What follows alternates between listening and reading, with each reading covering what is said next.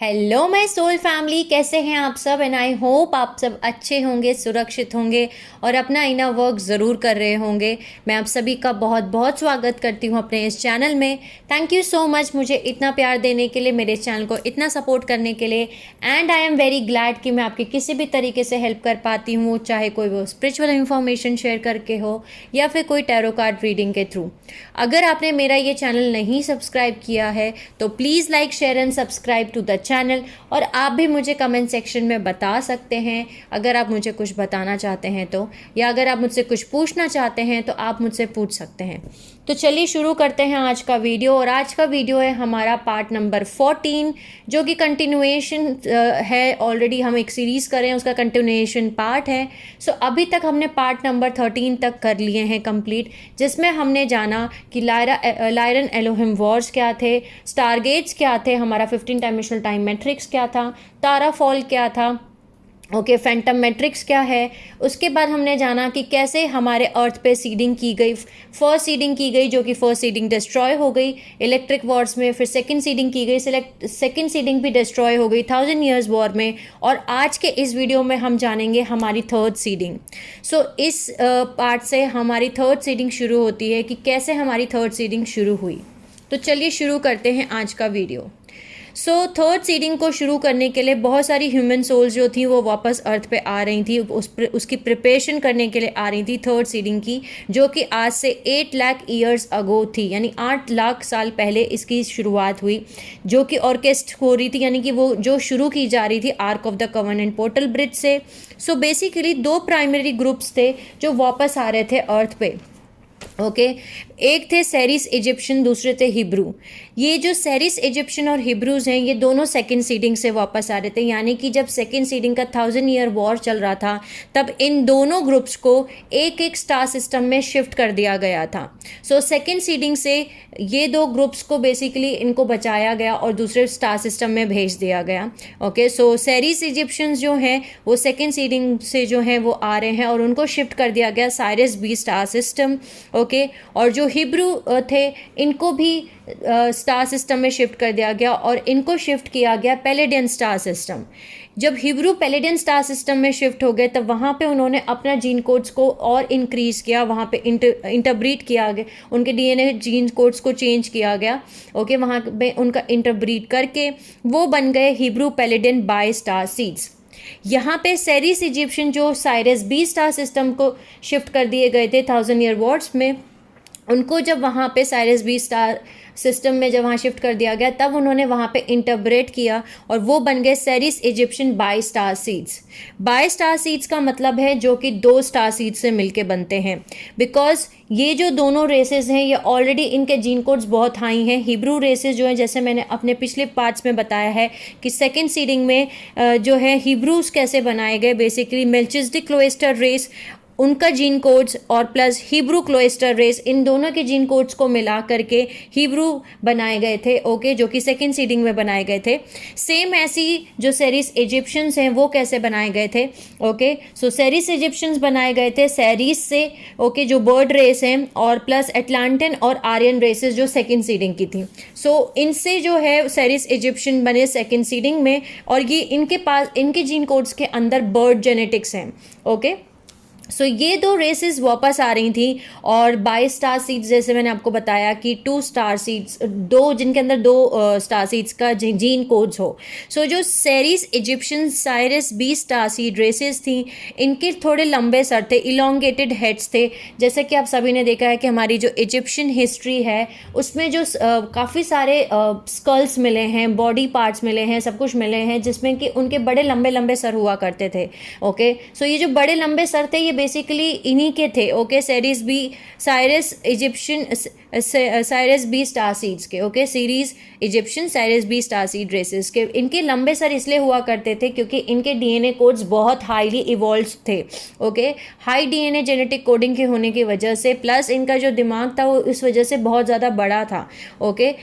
ये थे हमारे बाय स्टार सीड रेसेस जो वापस आ रहे थे, जो क्योंकि ये दो अलग अलग स्टार सिस्टम में इवॉल्व हुए, तो बेसिकली ये वापस आ रहे थे डिफरेंट कॉन्शियसनेस को लेकर के, ओके, डिफरेंट स्टार सिस्टम की कॉन्शियसनेस को लेकर के, डिफरेंट स्टार सिस्टम की कंडीशंस, इवोल्यूशन, इंफॉर्मेशन, नॉलेज को वापस लेके आ रहे थे, बिकॉज ये दो डिफरेंट स्टार सिस्टम्स में रहे, ओके।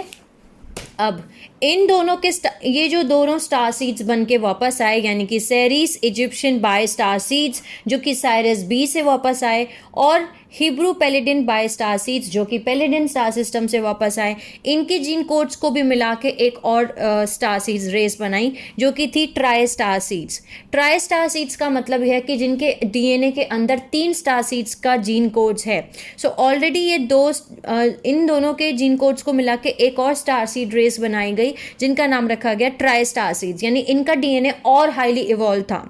सो बेसिकली जब हमारी थर्ड सीडिंग को शुरू किया जा रहा था, तब इस समय हमारी जीन कोड्स को बहुत ज़्यादा एम्प अप किया जा रहा था, बढ़ाया जा रहा था, इंक्रीज़ किया जा रहा था, हमारे जीन कोड्स को बहुत स्ट्रॉन्ग बनाया जा रहा था, ओके, ताकि हम अपना इवोल्यूशन कंप्लीट कर सकें और फटाफट असेंड कर सकें तारा में, मर्ज हो जाए, हमारी अर्थ जो है वो मर्ज हो जाए तारा में, क्योंकि स्टीलर एक्टिवेशन साइकिल वापस बहुत जल्दी आने वाली थी। जब थर्ड सीडिंग जो है वो शुरू कर रहे थे हम, उस समय बहुत जल्दी स्टीलर एक्टिवेशन साइकिल आने वाली थी, बहुत पास में थी स्टीलर एक्टिवेशन साइकिल।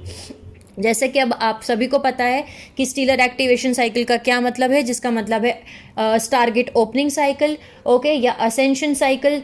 तो वो साइकिल को वापस आने की वजह से, और ऑलरेडी हमारी 2 सीडिंग डिस्ट्रॉय हो गई है, इसकी वजह से जब हमारी थर्ड सीडिंग शुरू की गई, तब हमारी सीडिंग को स्टार्ट करने के लिए सबसे पहले स्टार सीड्स को यहाँ पे सीडिंग उनकी स्टार्ट की गई, ओके, ताकि जीन कोड्स जो है बहुत हाईली डेवलप्ड हो, ओके, फटाफट वो अपना इवोल्यूशन कंप्लीट करें। उसके बाद क्लोइस्टर रेसेस को यहाँ पे सीड किया गया, उसके बाद रूट रेसेस को यहाँ पे सीड किया गया, ओके।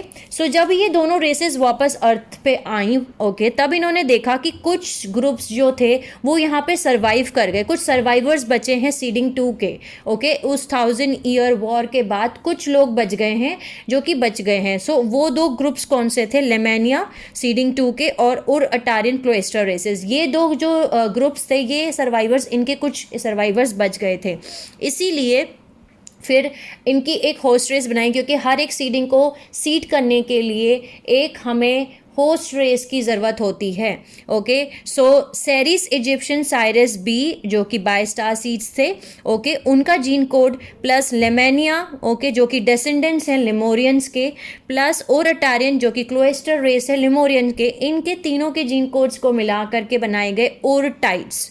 ओरटाइड्स बने हमारे होस्ट रेस थर्ड सीडिंग के, ओके।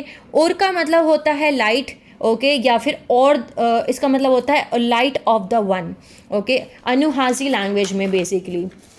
सो ओरटाइड्स को बनाया गया, ओरटाइड्स हमारे होस्ट रेस बने, ओके। सो इस तरीके से हमारी थर्ड सीडिंग जो है स्टार्ट हुई विद ओरटाइड होस्ट रेस से। सो जैसे कि मैंने अपने पिछले पार्ट्स में बताया है आपको कि हर एक सीडिंग को होस्ट रेस से स्टार्ट किया गया। जो हमारी फर्स्ट सीडिंग की गई थी उसके जो होस्ट रेस थे वो ओरटैरेंट्स थे, जो सेकेंड सीडिंग की गई थी उसके जो होस्ट रेस थे वो डैगोस थे, और जो हमारी अब थर्ड सीडिंग स्टार्ट हो रही है उसके जो होस्ट रेस हैं वो ओरटाइड्स हैं, ओके।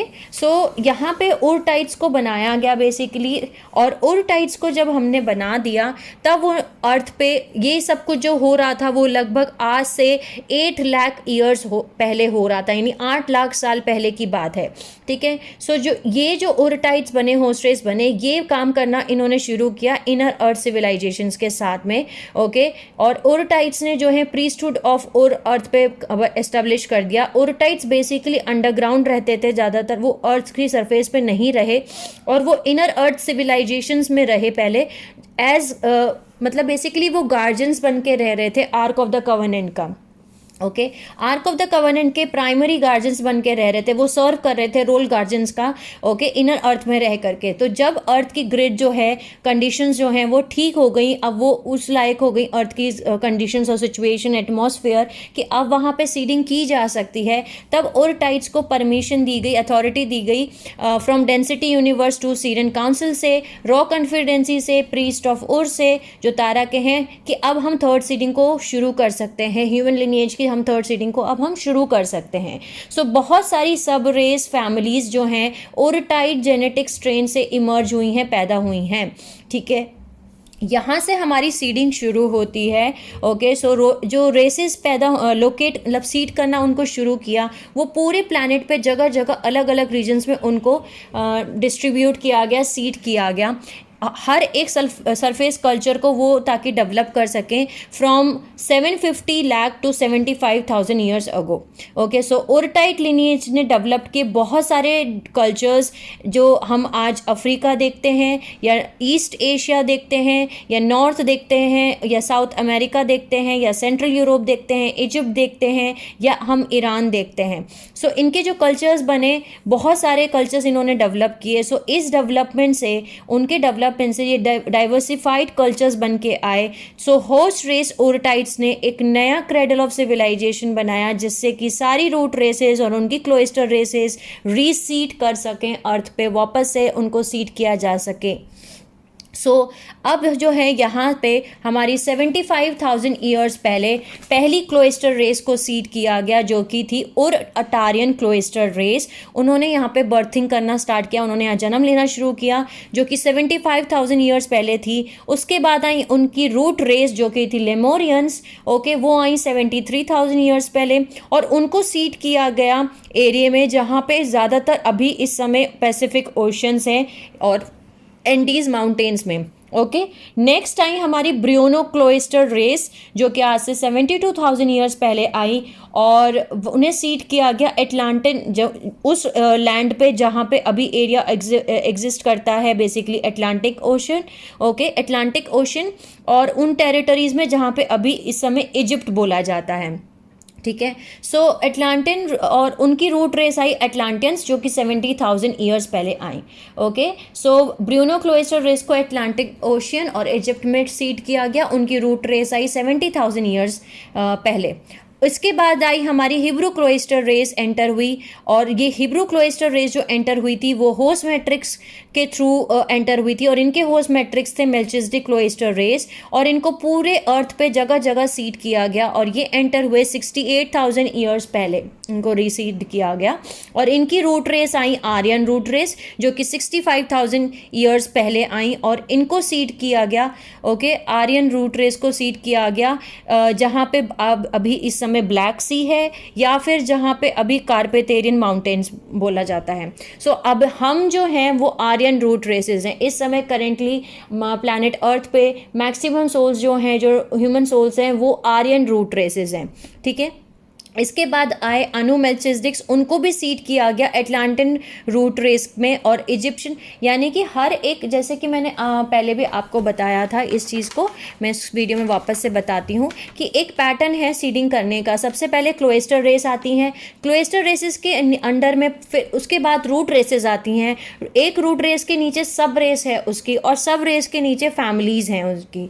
ओके, सो जैसे कि ब्रियोनो क्लोइस्टर रेस हैं, सो उनकी जो है एक रूट रेस होगी, फिर उनकी एक सब रेस होगी, फिर उनकी सब फैमिलीज होगी। ओके, सो जैसे ब्रियोनो क्लोइस्टर रेस है, तो उनकी रूट रेस है एटलांटिन रूट रेस, तो उनकी सब रेस जो है इजिप्शियन सब रेस, और उनकी फैमिली जो है अनुमेल्चिसडिक्स।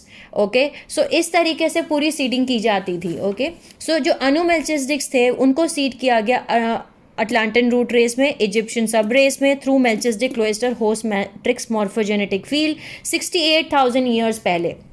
ओके, सो जो अनुमेल्चिसडिक्स थे वो बहुत अच्छे से प्रॉस्पर होने लगे अटलांटिस में। बेसिकली उनको एटलांटिस में सीड किया गया था।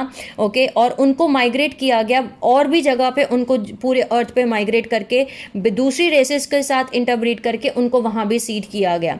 लेकिन जो प्राइमरी कंसंट्रेशन था अनुमेल्चिसडिक्स का, वो अटलांटिस में था, ठीक है। इसकी वजह से जो सीरियन अनुनाकी फोर फादर्स थे, उनका एक रास्ता खुला, उनको एक बेसिकली तरीका मिला था कि वो उनको हेल्प कर सकें। जो सीरियन अनुनाकीस जो थे, जो पॉजिटिव सीरियन अनुनाकीस थे, जिन्होंने सीरियन काउंसिल को ज्वाइन किया था, जिन्होंने ट्रीटी ऑफ एल अनु को सपोर्ट किया था, प्लस जो सीरियन कतारियंस थे और जो सीरियन ब्लू रेसेस थी साइरस बी की, ये प्राइमरी मोटिवेटिंग फोर्स बनी अटलांटिन कल्चर को कल्चर में, यानी अटलांटिन कल्चर की जो देख रेख कर रही थी, इनको सपोर्ट कर रही थी, इनको सिखा रही थी, इनके पीछे 3 ग्रुप्स बने। उनमें से एक थे अनुनाकी, जिन्होंने सीरियन काउंसिल ज्वाइन किया, जिन्होंने ट्रीटी ऑफ एल अनु को एक्सेप्ट किया था।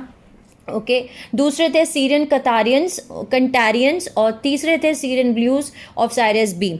ओके इधर जो लेमोरियन कल्चर्स हैं वहाँ पे उर अटारियन क्लोएस्टर रेस हमारी सीड की गई थी, जैसे मैंने आपको बताया था। ओके सो उर अटारियंस को जो देख रेख कर रहे थे वो पैलेडियन रेसेस थी, जो डेंसिटी यूनिवर्स 1 की थी, यानी डायमेंशन 1, 2 एंड 3 की थी। यानी कि अभी तक आप समझ चुके होंगे कि हमारी जो थर्ड सीडिंग स्टार्ट हुई थी वो बहुत स्ट्रॉन्ग जेनेटिक कोडिंग के साथ स्टार्ट हुई थी। स्टार सीड्स पहले सीड किए गए, उसके बाद क्लोएस्टर रेसेस आए और उसके बाद रूट रेसेस आए। ओके तो डीएनए को बहुत ज़्यादा स्ट्रॉन्ग इस समय कर दिया था हमारी गार्जियन रेसेस ने। ओके उसके बाद में जो है इनके भी कल्चर्स जो हैं बहुत अच्छे से प्रॉस्पर करने लग गए, ग्रो करने लग गए। ओके उसके बाद जो हिब्रू क्लोएस्टर रेस थी, उनकी जो हाइब्रिड हिब्रू पीपल थे, उनको माइग्रेट किया गया अलग अलग रीजन्स में और उनको एटलांटिस और लेमोरिया दोनों में डिस्ट्रीब्यूट कर दिया गया, मतलब वहाँ भी सीडिंग उनकी की गई। ओके सो सभी जो हैं अपने अपने कल्चर्स को अच्छे से ऑर्गेनाइज करने लग गए, सारे कल्चर्स थ्राइव हुए, मतलब प्रॉस्पर हुआ, मतलब अच्छे से सब कुछ सेटल हो गया और एडवांस स्टीलर रेसेस बन गई सारी की सारी, बिकॉज इनके जीन कोड्स बहुत अच्छे थे। ओके इनको जो देख रेख कर रहे थे इनकी, सो हायर रेसेस थी, जैसे कि Sirian blue races Sirius B के, Sirian Centaurians, Palladian races, Anunnaki जो सीरियन काउंसिल में ज्वाइन कर चुके थे। ओके सो सेम अनु मेल्चिसडिक्स ने भी अपने कल्चर्स को ऑर्गेनाइज किया, सभी ने स्पिरिचुअल और साइंटिफिक टीचिंग्स जो लॉ ऑफ 1 के अंडर में आती हैं सबने फॉलो करना शुरू किया, उनको फॉलो करके अपना अपना सब अच्छे से कल्चर्स को बना रहे थे, प्रॉस्पर कर रहे थे, ग्रो कर रहे थे। ओके अब सिविलाइजेशन जो अर्थ की थी वो प्रॉस्पर करने लग गई और सीरियन काउंसिल ने ये सब देख के बहुत उनको अच्छा लगा, बिकॉज अर्थ पे जो पॉपुलेशन थी वो फाइनली बहुत एक अच्छे रास्ते पे चल रही थी। बहुत टाइम के बाद एक कुछ पॉजिटिव आउटकम दिख रहा था, इतनी मेहनत करने के बाद में फाइनली उनको एक दिख रहा था कि चलो अब फाइनली अर्थ की सिविलाइजेशन ग्रो कर रही है, एक बहुत अच्छे पॉजिटिव वे में आगे बढ़ रही है। उनके जीन कोड्स अभी प्रॉपर हैं, कोई म्यूटेशंस नहीं है। ओके बल्कि उनके जीन कोड्स बहुत ज़्यादा बढ़ा दिए गए, उनकी कोडिंग बहुत हाई लेवल कोडिंग कर दी गई है और सभी अपना लॉ ऑफ 1 फॉलो कर रहे हैं, सब कुछ बढ़िया चल रहा है। ओके सो उनसे खुश होकर के सीरियन काउंसिल ने एटलांटिन और लेमोरियन कल्चर्स को गिफ्ट्स देने का डिसाइड किया। सो एटलांटिन और लेमोरियन कल्चर्स ने गिफ्ट्स रिसीव किए फ्रॉम एडवांस स्टीलर रेसेस, जिसकी वजह से रैपिडली जो टेक्नोलॉजिकल एस्पेक्ट्स हैं सोसाइटी के वो बहुत ज़्यादा डेवलप्ड हो गए, यहाँ तक कि जो आज हमारे प्लानट अर्थ पे प्रेजेंटली वो टेक्नोलॉजीज़ नहीं हैं जो उस समय पे थी। उस टाइम की जो एटलांटिन और लेमोरियन कल्चर्स थे वो हमसे ज़्यादा टेक्नोलॉजिकली बहुत ज़्यादा हाईली एडवांस थे, उनके पास वो टेक्नोलॉजीज़ थी जो कि हम सोच भी नहीं सकते। ओके आज के टाइम में वो टेक्नोलॉजी हमारे पास में नहीं है। सो वो सोसाइटीज़, वो कल्चर्स बहुत ज़्यादा टेक्नोलॉजिकली बहुत ज़्यादा प्रोग्रेसिवली आगे थे हमसे। ठीक है सो ये कैसे थे, ये क्यों हो गए थे, उनके पास ऐसी कौन सी टेक्नोलॉजिकल एस्पेक्ट्स थे जो कि वो इतना ज़्यादा आगे, उनके कल्चर्स इतने हाईली डेवलप थे। सो बेसिकली जैसे मैंने आपको बताया कि उनको गिफ्ट देने का डिसाइड किया सीरियन काउंसिल्स ने। सो सीरियन काउंसिल ने सीरियन ब्लूज जो थे साइरस बी के, उनको बोला कि जाकर के गिफ्ट्स दे करके आओ, और जो गिफ्ट था उसमें था large crystalline power generators to Earth as a gift जो एटलांटिन और लेमोरियन कल्चर्स को दिए गए।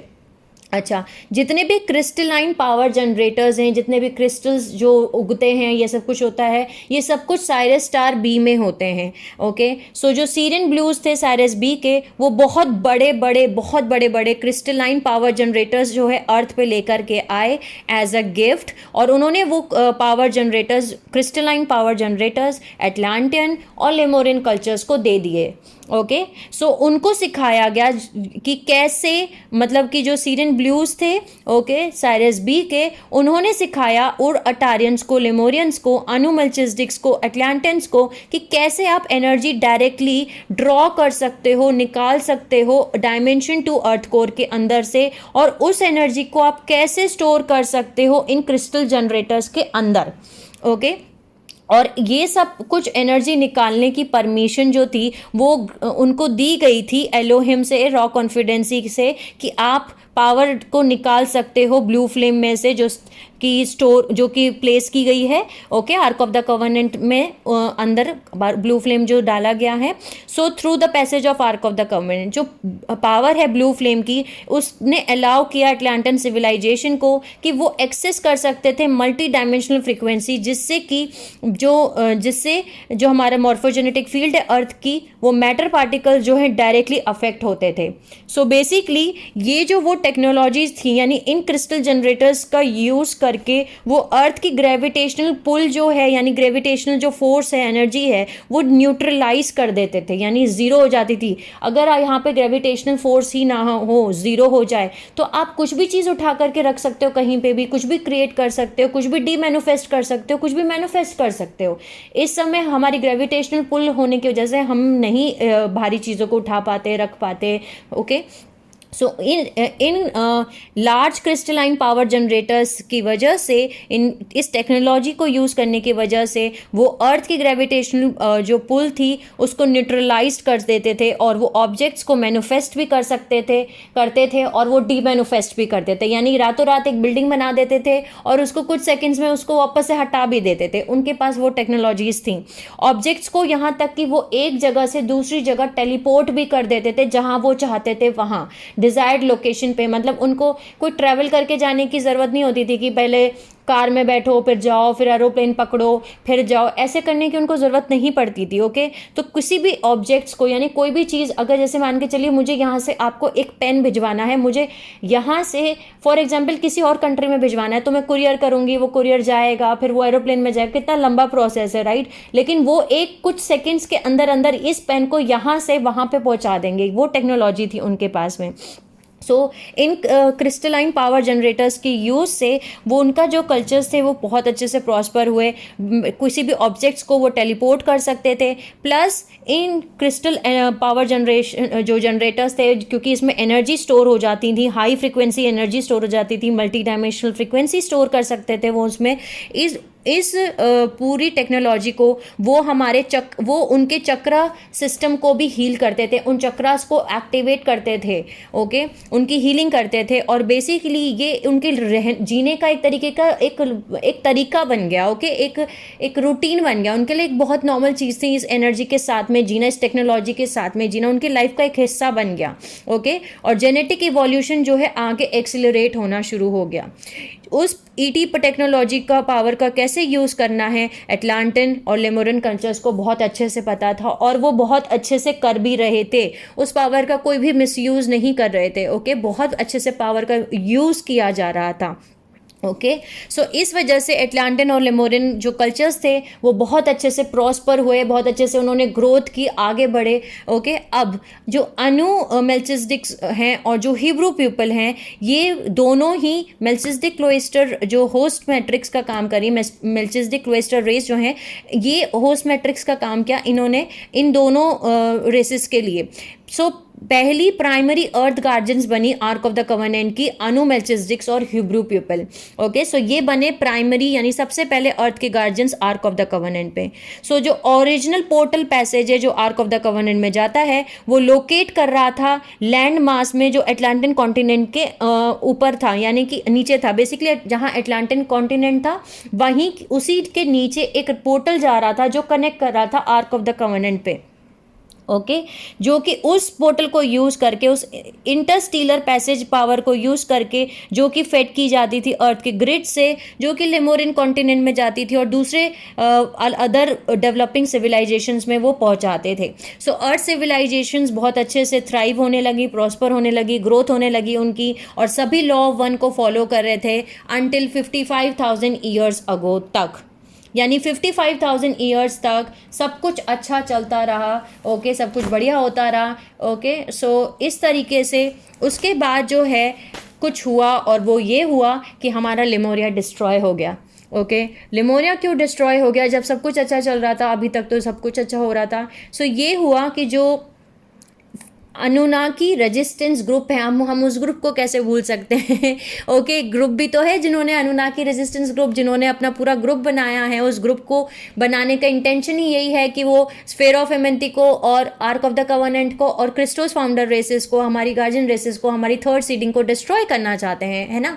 तो वो अभी तक चुपचाप बैठे हुए थे, वो वेट कर रहे थे कि ये जो थर्ड सीडिंग चल रही है इसको आप कर लो अच्छे से, आराम से, और थोड़ा ग्रो कर लेने दो इनको, इनकी सिविलाइजेशंस को थोड़ा सा ना आगे बढ़ जाने दो, इनको ग्रोथ कर लेने दो, उसके बाद हम देखते हैं, उसके बाद हम एंटर करेंगे। ओके सो मेंबर्स जो थे अनुनाकी रेजिस्टेंस के, उन्होंने इन्फिल्ट्रेट करना शुरू कर दिया एटलांटिन कल्चर में, बिकॉज एटलांटिन सिविलाइजेशन जैसे मैंने आपको बताया जहाँ पे थी, वहाँ पे नीचे में उन जहाँ वो कॉन्टिनेंट था उसके नीचे जो है पोर्टल्स बने हुए थे, जो एक वो पैसेज वे था जो कनेक्ट करता था आर्क ऑफ द कवर्नेंट पे। ओके जिसकी वजह से अनुनाकी रेजिस्टेंस ने इन्फिल्ट्रेट करना शुरू किया, ख़राब करना शुरू किया, इन्वेजन शुरू किया धीरे धीरे चुपचाप एटलांटिन कल्चर में। और उन्होंने कैसे करना शुरू किया, उन्होंने जेनेटिक और सोशल डाइग्रेशन किया, जिसकी वजह से एटलांटिस ऑलमोस्ट एंड पे आ गया। ओके यानी उन्होंने उनके जीन कोड्स को ख़राब करना शुरू किया। दूसरा, उन्होंने सोशल लेवल पे उनको जाके ख़राब करना शुरू किया। तो ये सब कुछ कैसे हुआ, तो चलिए इसके बारे में अब आगे और जानते हैं। जैसे कि मैंने आपको बताया, एटलांटिन और लेमोरियन कल्चर्स जो थे बहुत अच्छे से प्रॉस्पर कर रहे थे, ग्रोथ कर रहे थे, और दूसरे स्टीलर कल्चर्स जो थे वो उनको देख रहे थे। ओके और वेट कर रहे थे। ओके जो मेंबर्स थे अनुनाकी रेजिस्टेंस ग्रुप के और उनके ड्रैकोन और ड्रैकोज अलाइज, ये प्लान कर रहे थे, बड़ी लंबी इनकी प्लानिंग चल रही थी कि कैसे ये अर्थ की टेरिटरीज को अपने अंडर में ले। तो ये वेट कर रहे थे कि एक जो इनकी सिविलाइजेशन है वो एक हाइट ऑफ मैच्योरिटी तक पहुंच जाए, उसके बाद हम अपने प्लान को अप्लाई करेंगे। ओके इनका जो प्लान था वो उनके खुद के अपने डिज़ायर्स थे, इसलिए वो मोटिवेट थे अपने खुद के डिज़ायर्स को। इनको जो है एक अर्थ को अपने खुद के एक इवोल्यूशनरी ऑप्शन की तरह यूज़ करना था। ओके अनुनाकी रेजिस्टेंस को। इन्होंने क्या करना शुरू किया, इन्होंने जो है इन्फिल्ट्रेट करना शुरू किया एटलांटिन कल्चर्स को बहुत चुपचाप धीरे धीरे। ओके अबाउट 55,000 ईयर्स अगो, यानी 55,000 ईयर्स पहले इन्होंने चुपचाप एंट्री मार दी एटलांटिन कल्चर के अंदर। ओके और कन्वर्टली इन्होंने क्या करना शुरू किया, जो सीरियन काउंसिल में जो पॉजिटिव अनुनाकीज थे उनके अंदर भी ये घुसना शुरू हो गए धीरे धीरे धीरे धीरे। ओके उनके साथ दोस्ती करनी स्टार्ट कर दी, उनके साथ ये एंटर करना इन्होंने शुरू कर दिया सीरियन काउंसिल में भी। ओके इस तरीके से ये वापस से रीएस्टेब्लिश्ड हो गए अर्थ पे अनुनाकी रेजिस्टेंस। और जब ये एक बार रीएस्टेब्लिश्ड हो गए, वापस से यहाँ के बस गए, उसके बाद इन्होंने इंटरब्रेड करना शुरू किया, यानी बच्चे पैदा करना शुरू कर दिए। अनु के साथ में अनु मेल्चिसडिक्स जो थे, इनके साथ में इन्होंने बच्चे पैदा करने शुरू कर दिए, जिसकी वजह से एक पीरियड के बाद जो उनके डीएनए थे, जनरेशन जो जनरेशन्स थी, उनके डीएनए जो थे वो ख़राब होने शुरू हो गए, वापस से डिस्टॉर्शन शुरू हो गए। और जितनी भी अनु मेल्चिसडिक्स जो जेनेटिक लाइंस थी, उन सभी की जो डीएनए कोडिंग्स थी, उन सभी में एक ट्रीटी ऑफ एल अनु में, जब मैंने आपको बताया था जब ट्रीटी ऑफ एल अनु हुई थी और जिन्होंने इस ट्रीटी ऑफ एल अनु को एक्सेप्ट करने से मना कर दिया था, उनको जो है उनके ऊपर एक टेम्पलर एक्सल सील लगाई गई थी। ओके अनुनाकी रेजिस्टेंस ग्रुप था जिसके ऊपर टेम्पलर एक्सल सील लगाई गई थी, और इन्होंने बच्चे पैदा करने शुरू कर दिए अनु मेल्चिसडिक के साथ, जिसकी वजह से उन्होंने ये टेम्पलर एक्सल सील जो है उनके डीएनए में भी ट्रांसफ़र कर दी। इसकी वजह से जो अनु मेल्चिसडिक्स थे उनका जो नाम बना वो टेम्पलर अनु बन गया, यानी कि ये वो अनु मेल्चिसडिक्स हैं जिनकी डीएनए के अंदर डीएनए डिस्टॉर्शंस हैं, जिनके अंदर टेम्पलर एक्सल सील अब ट्रांसफ़र हो गई है। ठीक है, ये इन्होंने जेनेटिकली उनको ऐसे ख़राब किया। दूसरा उन्होंने सोशली ख़राब किया। सोशली क्या ख़राब किया, ख़राब करना शुरू किया कि जो लॉ ऑफ वन की टीचिंग्स थी, ओके जो स्पिरिचुअल इंफॉर्मेशंस थी, जो स्पिरिचुअल नॉलेज थी, जो लॉ ऑफ वन की टीचिंग्स थी जिसको सभी फॉलो कर रहे थे, उन्होंने उन टीचिंग्स को धीरे धीरे डिस्टॉर्ट करना शुरू किया as a creed of Templar solar initiates of Tara. अब ये टेम्पलर सोलर इनिशिएट्स आप सभी को पता है, ये प्लैनेट तारा पे थे जिन्होंने जो है डिवीजन क्रिएट किया था। ओके और इन्होंने जो है हेल्प की थी अनुनाकी रेबिलियन को, बेसिकली वो कैटलिज्म में करने के लिए वो जो कैटलिज्म हुआ था जिसमें तारा का मॉर्फोजेनेटिक फील्ड और लॉस सोल्स जो थी वो लॉस बन गई थी। तारा पे जो इवेंट हुआ था उस पूरे इवेंट को में आग में घी डालने का काम टेम्पलर सोलर इनिशिएट्स का था। ओके, सो ये वही है। सो टेम्पलर सोलर इनिशिएट्स भी अर्थ पे आ गए थे और इन्होंने क्या किया, सोशल लेवल पे जाके जो लॉ ऑफ वन की टीचिंग्स थी उनको डिस्टॉर्ट करना शुरू कर दिया, उनको एडिट करना, उनको गलत सिखाना शुरू कर दिया, उसमें चेंजेस करने शुरू कर दिए। ओके, इस तरीके से क्योंकि इन्होंने ये काम करना शुरू कर दिया, वो भी यहाँ पे आए और उन्होंने रिप्लेस कर दी उन टीचिंग्स को। सीक्रेट टीचिंग्स जो थी हमारी लॉ वन की जो टीचिंग्स थी वो उन्होंने चेंज करके उन्होंने दूसरी टीचिंग्स देना शुरू कर दिया और इस वजह से एक डिवीजन बनना शुरू हो गया, डिवाइड एंड रूल। ये आप सभी को पता है, बड़ा पुराना हमारा एक हम सभी जानते हैं, हमने बड़ी बार सुना है। ठीक है, अंग्रेज़ों ने भी हमारे पे यही किया था, डिवाइड एंड रूल। सो उन्होंने इस सोशल लेवल पे एक डिवीजन बनाना शुरू कर दिया एटलांटिन सिविलाइजेशंस के अंदर, गलत टीचिंग्स देना शुरू कर दिया। ओके, सो जो अनुनाकी अनु थे वो अपना इन्फ्लुएंस जो थे वो उन्होंने इन्फ्लुएंस जो थे वो उन्होंने अपने अदर कल्चर्स पे करना शुरू कर दिया और उन्होंने अपना कंट्रोल इजिप्शियन लैंड्स और दूसरे अदर स्मॉल कल्चर्स में भी फैलाना शुरू कर दिया। सो लगभग 52,000 ईयर्स पहले, यानी कि 52,000 ईयर्स पहले जो टेम्पलर अनु थे, यानी कि ये वो अनुनाकी अनु मेल्चिसडिक्स हैं बेसिकली। टेम्पलर अनु जो हैं जिनके डीएनए के अंदर टेम्पलर सील्स जो थी वो आ गई थी, यानी कि जिनके डीएनए डिस्टॉर्शंस हो गए थे, ख़राब हो गए थे। ओके, ये वो रेसेस हैं। इन्होंने क्या किया, इन्होंने अलाउ किया रेजिस्टेंस ग्रुप को आने अंदर दिया। इन्होंने ड्रैकोस को सीक्रेटली वापस से अर्थ पे बुला लिया, अंदर आने दिया, एंटर करने दिया, क्योंकि इनको प्रॉमिस कर दिया गया था कि ये अर्थ पे होम मिलेगा अगर ये उनकी मदद करेंगी इन्फिल्ट्रेशन करने में अर्थ कल्चर्स को। ठीक है, यानी कि टेम्पलर अनु को बोला गया था कि आपको हम घर पे अर्थ पे जो है आपको घर दे दिया जाएगा, लेकिन हमें अंदर आने दो, हमें इन्फिल्ट्रेशन करने दो, हमें तबाही मचाने दो, इनको डिस्टॉर्ट करने दो, ख़राब करने दो, डाइग्रेस करने दो अर्थ की कल्चर्स को। सो ड्रैकोस जो आए वो उन्होंने इन्फिल्ट्रेट किया लेमोरियन कॉन्टिनेंट ऑफ मुवारी। ओके, लेमोरियन कॉन्टिनेंट पे एक मुवारी है, ओके, जो कि सेरेसन सी के जैसे दिखते हैं। ओके, उन्होंने वहाँ पे जो है जो मुवारी कॉन्टिनेंट, लेमोरियन कॉन्टिनेंट और मुवारी है, वहाँ पे बहुत बड़ा एक्सटेंसिव नेटवर्क से जो अंडरग्राउंड जाता है, जो लाइंस जाती हैं जो कि टर्नर सिस्टम्स के अंदर हैं, जो कि चलती हैं बिटवीन लेमोरिया और एटलांटिस। सो सिस्टमैटिकली जो अग्रेसिव ड्रैकोस थे, ड्रैकोस कौन थे, ड्रैकोस सेकेंड सीडिंग में थे, जैसे हमने पहले जाना है। ओके, सेकेंड सीडिंग में ड्रैकोस आए थे जो कि जिनको पार्ट ह्यूमन और पार्ट लिजार्ड यानी और पार्ट ओमनिक्रॉन ड्रैकोलियन को मिला के फोर्स ब्रीड करके इनको रेस को बनाया था। ओके, सो ये थे हमारे ड्रैकोस। ड्रैकोस जो थे वो आधे ह्यूमन, आधे छिपकली यानी रेप्टाइल और आधे छिपकली, आधे ह्यूमन और ज़्यादा ड्रैकोलियन जैसे दिखते थे। ओके, क्योंकि ओमनिक्रॉन ड्रैकोलियन के जिनको ज़्यादा हाई रहे तो उनको ज़्यादा वो वैसे दिखते थे। ओके, सो इन्होंने क्या करना शुरू किया जब ये एंटर हो गए लेमोरिया में। ओके, जब ये एंटर हो गए तब इन्होंने जो है टेरराइज करना शुरू कर दिया। ओके, सभी को डराना शुरू कर दिया लेमोरियन कल्चर्स के अंदर। ठीक है, उनका जो टेररिज्म था यानी आतंकवाद था, बेसिकली उनका डराना था, वो सिर्फ लेमोरिया तक सीमित नहीं रहा। ओके, लेमोरिया से लेके एटलांटिस तक सभी जगह उन्होंने अपना टेरर, अपना डर फैलाना शुरू कर दिया और दूसरी जगह पे भी उन्होंने यही करना शुरू कर दिया। यानी उन्होंने यहाँ आने के बाद में सभी को, मतलब सभी के नाक में दम कर दिया। उन्होंने टेम्पलर अनु को भी नहीं छोड़ा, उन्होंने अनुनाकी रेजिस्टेंस को भी नहीं छोड़ा, उन्होंने वो किसी को भी नहीं छोड़ा, वो सबको ही ख़त्म करना चाहते थे। ओके, अपना आतंक फैला रहे थे बेसिकली। तो इसलिए एक मीटिंग जो है वो की गई, मीटिंग की गई कि जितनी भी रेसेस थी उस समय प्लैनेट अर्थ पे, सब ने मिलके एक मीटिंग की जिसमें एक प्लान बनाया गया कि अब इस ड्रैकोस प्रॉब्लम का अंत करना पड़ेगा, इनका कुछ करना पड़ेगा, इनको अब ख़त्म करना पड़ेगा।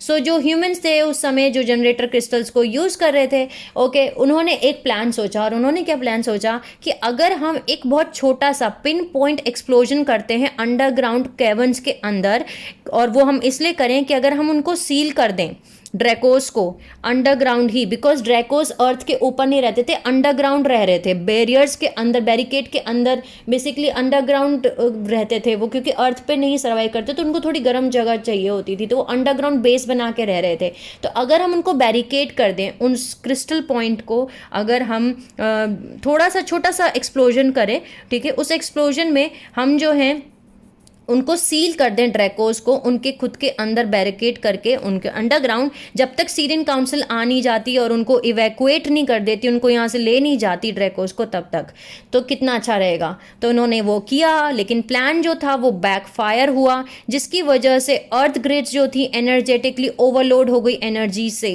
जो कि जनरेटर क्रिस्टल से निकल के आई थी। यानी उन्होंने जनरेटर क्रिस्टल्स का यूज़ करके जो एनर्जी भेजी ग्रिड्स में, अर्थ की ग्रिड्स में, वो बहुत ज़्यादा एनर्जी चली गई, जिसकी वजह से प्लैनेट अर्थ की जो ग्रिड्स थी उसके अंदर एनर्जी ओवरलोड हो गया।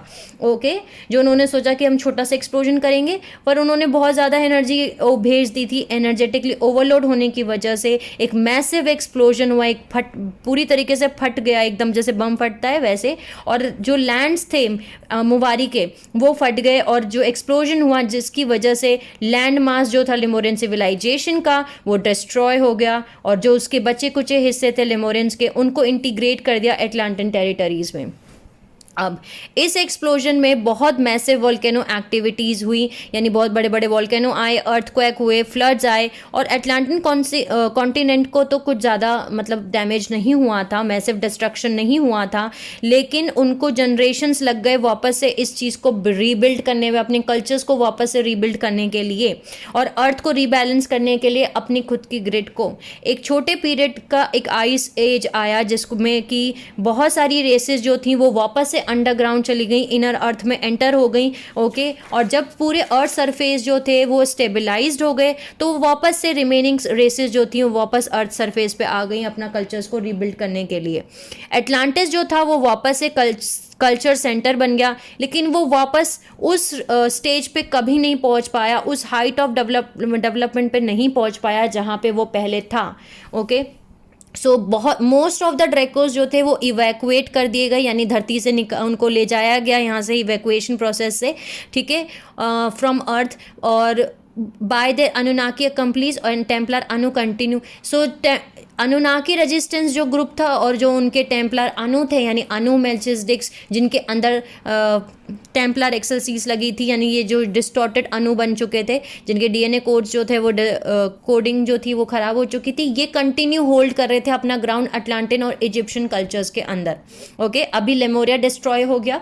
ओके, अभी इस डिस्ट्रक्शन के बाद में 52,000 ईयर्स पहले जब ये कैटलिज्म हुआ, सो अनुनाकी जो थे सीरियन काउंसिल के, यानी जो पॉजिटिव अनुनाकी थे जो सीरियन काउंसिल के, और जो दूसरे स्टीलर रेसेस थी, नेबर्स थे, वो वापस अर्थ पे आए और उन्होंने वापस से हेल्प की ह्यूमंस को कि वापस से अपना कल्चर को वापस से वो रीबिल्ड कर सकें।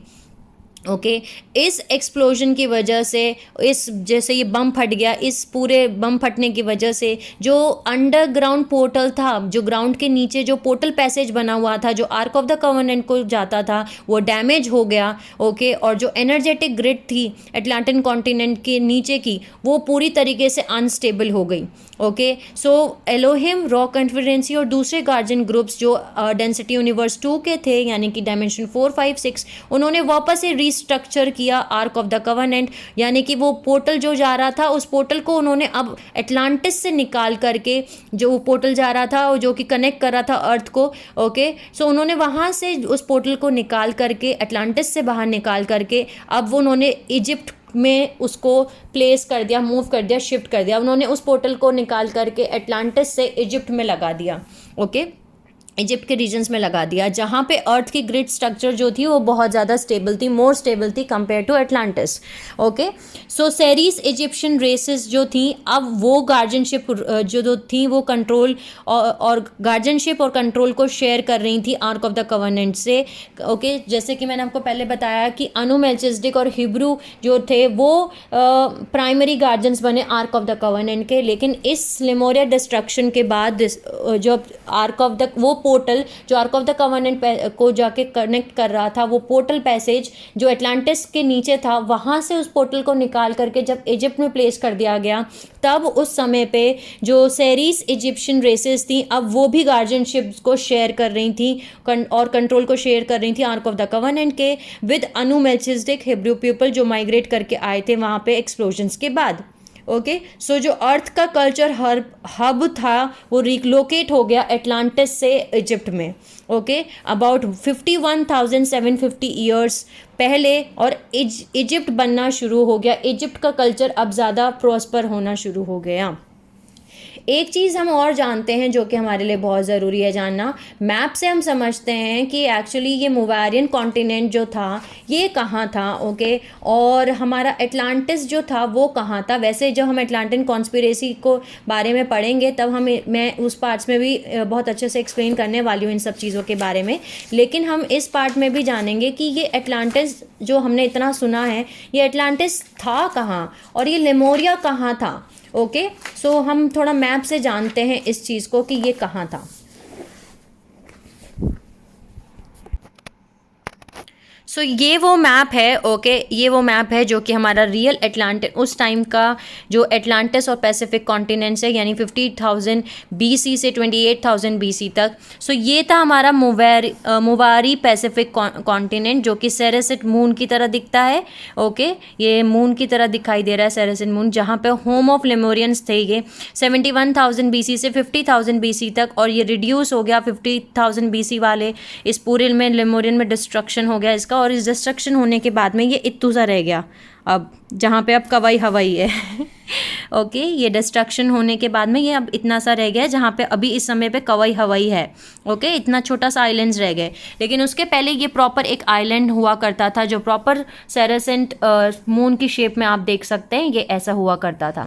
दूसरी चीज़, एटलांटिस कहाँ था? एटलांटिस यहाँ पे था, जैसे कि आप देख सकते हैं ये एक टर्टल शेप जैसा बन रहा है, और नेटिव अमेरिकन्स में एक बहुत अच्छी वो है, लाइक अगर आपने किसी ने पढ़ा हो या पढ़ भी सकते हैं गूगल पे, कि उनकी जो कल्चर बुक्स हैं उसमें ऐसा लिखा गया है कि जो लाइव बनाई गई वो बैक ऑफ द टर्टल पे बनाई गई, यानी जो ये टर्टल है, यानी कि कछुआ जैसा, टोर्टोइस जैसा, उसके कमर पे जो है लाइव बनाई गई। सो ये आप देख सकते हैं, ये इसका मुंह है, ये इसके पैर हैं, ये उसकी बैक है। यहाँ पे था हमारा एटलांटिस। ओके, सो यहाँ पे था हमारा ब्रुआ एटलांटिस, यहाँ पे था हमारा नोहासा एटलांटिस, और यहाँ पे था हमारा लोहास एटलांटिस। जब एटलांटिस में भी जो है, ये बाद में अभी हम जानेंगे, जब एटलांटिस पूरी तरीके से डूबा तो ये पूरी तरीके से जो टर्टल था ये नहीं गया, इसकी टेल जो थी वो ज़्यादा डिस्ट्रॉय हुई, लेकिन हेड अभी भी बहुत कुछ है। डिस्ट्रक्शन होने के बाद जो है ये 3 पार्ट्स रह गए हैं अभी भी, जो कि इस समय जो है वो south Florida USA, Cuba, Haiti है यहाँ पे। ओके, ये यहाँ पे बर्मुडा आइलैंड्स रह गए हैं। ओके, ये नोहासा एटलांटिस हुआ करता था, और यहाँ पे आइलैंड स्कॉटलैंड, इंग्लैंड, वेल्स है। ओके, सो ये पार्ट सबसे कम डैमेज हुआ, ये पार्ट सबसे ज़्यादा डिस्ट्रॉय हो गए। सो यहाँ था हमारा एटलांटिस, और यहाँ था हमारा पैसिफिक ओशियन में मुवारी लेमोरियंस जहाँ पे सीट किए गए थे।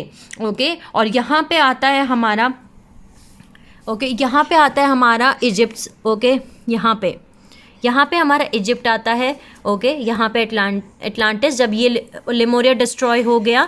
ओके, सो यहाँ पे ग्रिड्स बनते हैं, अंदर ऐसे ऐसे लाइंस बने हुए हैं, जिसकी वजह से एटलांटिस की जो ग्रिड्स थी वो रीस्टेबलाइज नहीं हो पाई थी, यहाँ की ग्रिड्स ख़राब हो गई थी। सो यहाँ से पोर्टल निकाल के यहाँ नीचे शिफ्ट कर दिया गया इजिप्ट में। सो यहाँ पे जो है ज़्यादा कल्चर होना शुरू हो गया, यहाँ पे प्रॉस्पर होना शुरू हो गया, और यहाँ से पे पूरा डिस्टॉर्शंस होने शुरू हो गए थे, यानी टेम्पलर और अनुनाकी रेजिस्टेंस ग्रुप यहाँ को, इस एरिया को ख़राब कर रहे थे बेसिकली। सो हम इस वीडियो को यहीं स्टॉप करते हैं, और आगे के पार्ट में जानेंगे कि इसके आगे क्या हुआ। नेक्स्ट पार्ट्स में हम पिरामिड्स और बहुत कुछ के बारे में जानेंगे। Okay, so sending you lots of love and healing and happy energies to all my soul family. Take care of yourself and see you soon.